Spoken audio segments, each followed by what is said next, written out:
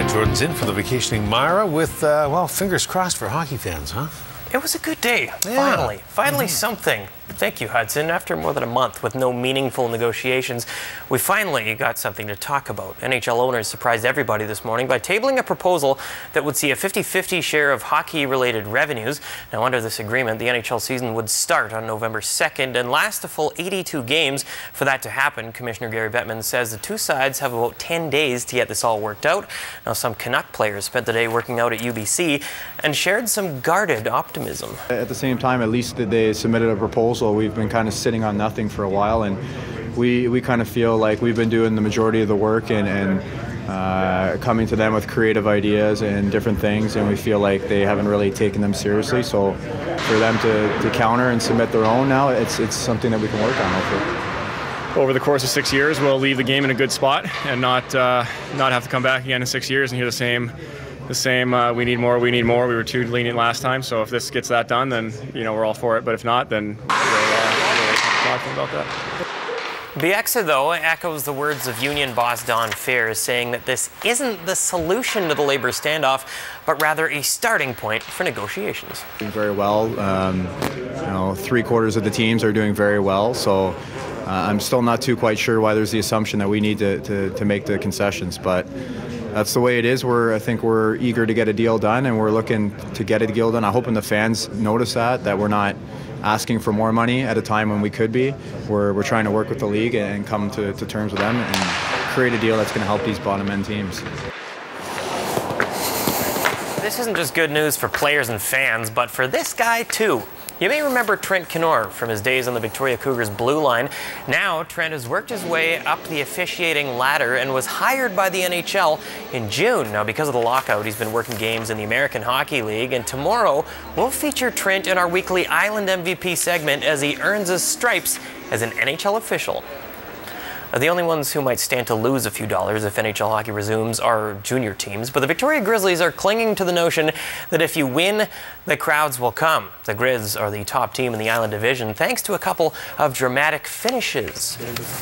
The hands of Miles Fitzgerald are a big reason why the Grizz boast that 8-4, 0-1 record. The 19-year-old scored the OT winner against the defending RBC champ Penticton Bees last Friday and then added another goal in Sunday's OT win over Alberni Valley. Now, winning games in overtime isn't exactly the way they drew it up, but it's great for the early season psyche. Miles says this group is just getting going.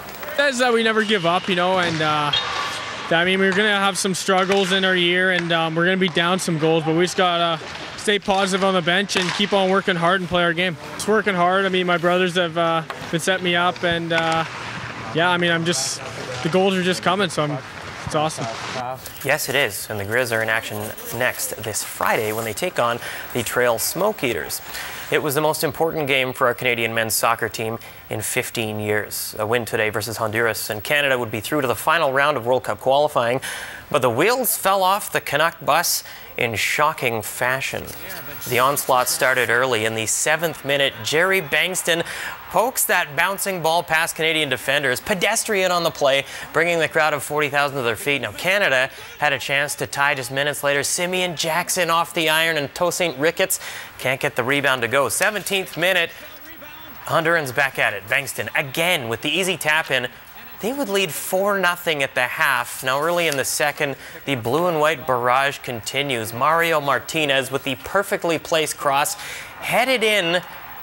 Wow, and that by costly, the forward there. That makes it 5-0. Canada would get on the board in the 77th minute. Substitute Ian Hume hits the free kick there, but the horses already out of the barn.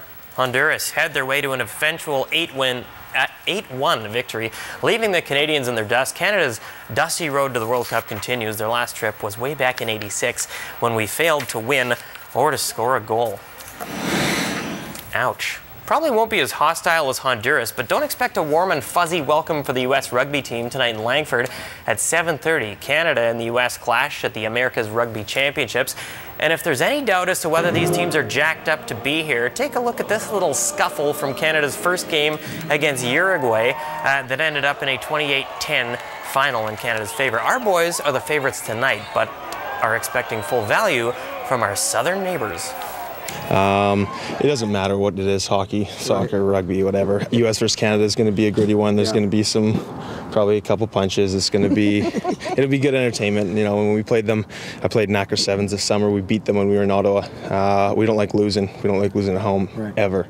So for them to come up across the border, it's going to be a grind for them. They're definitely not going to get an easy day. Game time is set for 7:30 at Westfield Stadium in Langford. If you can't get out to the park, we've got you covered. Full highlights tonight with Aaron at 11. Maybe a bit of Prince Harry in Connor Braid there. The Ginger Ninja, isn't that what they call him? That's what he's been coined. Yeah, it's a great player. That'll be a fun night tonight. Yankees and big hand Tigers. gestures out there. Huge. Bring it and paint your face. But you think those Yankees have a chance? Well, if they don't win tonight, I think it's all over. But, you know, let's not lose hope. Verlander is a Leviathan. They face the best pitcher. If they can beat him up tonight, though, they might have a hope. Then we have a pulse. No A-Rod in the lineup tonight either. All right. Jordy, thank you. All right.